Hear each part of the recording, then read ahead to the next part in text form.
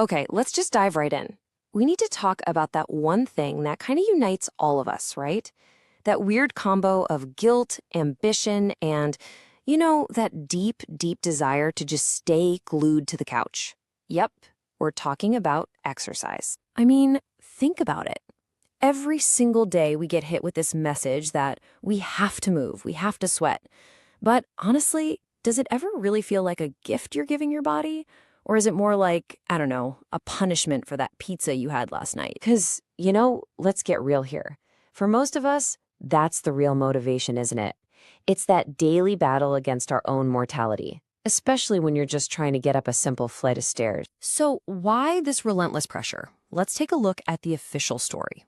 All the reasons we're told we should willingly put ourselves through this whole ordeal. And yep, there it is, the official sales pitch. I mean, the science is solid, and the promise? It's perfect. It's supposed to reduce your stress, boost your mood, improve your heart health, and help you live longer. On paper, it is the ultimate life hack. And that's the catch, isn't it? The theory is fantastic. The practice, on the other hand, well, that involves sweating in public, some really questionable fashion choices, and literally paying for the privilege of lifting heavy things up and putting them down for no practical reason at all. Which brings us to the grand theater of awkwardness we all know and, well, love, the actual workout. This is where that beautiful theory of fitness has a head-on collision with cold, hard, and often pretty hilarious reality. Ah, the gym. Such a magical place.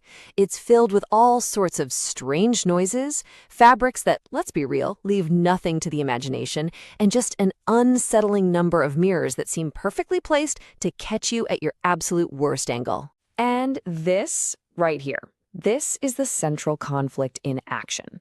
On one side, you've got Chad, just effortlessly jogging along. And on the other side, well, there's the rest of us, making noises on the treadmill that would probably concern a marine biologist. The gap between what we expect and what's real has never been wider. I mean, come on, look at the guy. It's not just that he's fit, he radiates this kind of energy that just seems completely out of reach, like he's fueled by things that we mere mortals just don't consume. All right. So maybe that whole high-intensity gym thing isn't our jam. Fine, let's pivot. What if we try something a little calmer, more spiritual? Something like yoga. I mean, surely that's a more peaceful path to fitness, right? Or maybe not. Turns out that inner peace can feel a whole lot like being folded into a human pretzel while an instructor whispers things that are just not anatomically possible. My hips don't have lungs, Susan. They have regrets. And they make it sound kind of like a bowl of Rice Krispies. But after all that struggling, after the grunting and the cracking, you kind of have to wonder, what if we've been looking at this whole thing completely wrong? What if the goal isn't actually to become Chad? Or, for that matter, to learn how to breathe through your joints? What if the real secret is way, way simpler? And here it is. This is the big revelation. You don't actually have to be good at it. You just have to show up. A slow jog, lifting a weight that feels more like a heavy book, even just doing one single push-up before collapsing, it all counts. And yes, posting that sweaty selfie, oh, that is an absolutely vital part of the whole process. Okay, this right here, this is the core idea, the most important math you're going to do all day. It's not about perfection, it's about participation.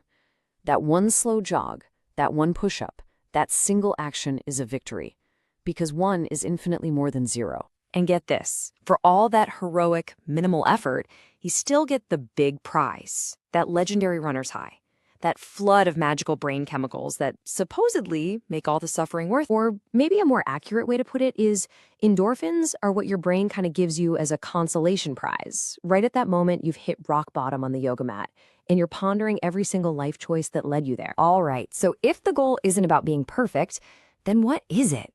This brings us to the real finish line. It's time to stop chasing somebody else's idea of fitness and just define our own. Yeah, let's just be crystal clear about something. This whole thing, it was never really about achieving aesthetic perfection. That was a marketing campaign, not a real-life achievable goal for most of us.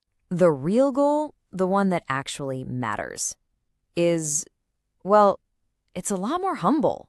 And honestly, way more important. Can you do basic life stuff without losing consciousness? If the answer is yes, then congratulations. You are winning at fitness. So really, it all just boils down to this. Just move. It doesn't have to look good. It doesn't have to be intense. If you look like a startled flamingo flailing around your living room, that is perfect. As long as you're moving, you're doing it right. Look, in the end, we gotta be realistic here. A daily workout, it probably isn't gonna magically fix your job, or your relationships, or that low-grade existential dread we all feel. But it does offer one very unique benefit. And you know what? That might just be the most underrated perk of the whole deal. A body that's just sore enough to distract you from everything else. It's a weird kind of peace, but hey, we'll take it. So I'll just leave you with this one last thought to chew on. What if we all just stopped trying to master exercise and just aimed to survive it, one awkward, beautiful, good enough workout at a time?